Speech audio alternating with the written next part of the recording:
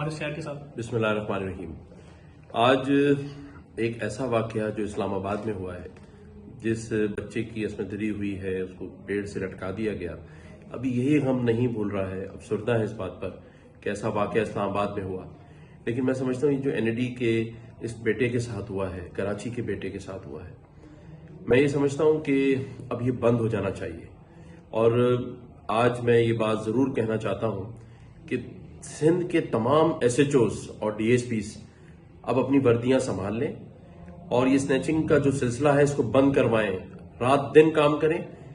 میں خود اگر اب ایسے واقعات ہوئے تو اس علاقے کے SHO کے پاس تھانے میں آ کے بیٹھوں گا اور پھر وہی کام ہوگا، وہی ایکشن ہوگا جو ہونا چاہیے۔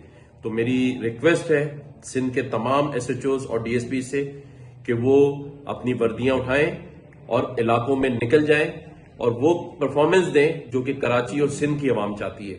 اور اگر ایسا نہیں ہوا، میں 48 آورز کا ٹائم دے رہا ہوں تمام SHOs کو کہ وہ اپنا تمام قبلہ درست کریں۔ IG سندھ بہت اچھے آدمی ہیں، نیک نیت آدمی ہیں، ایماندار آدمی ہیں۔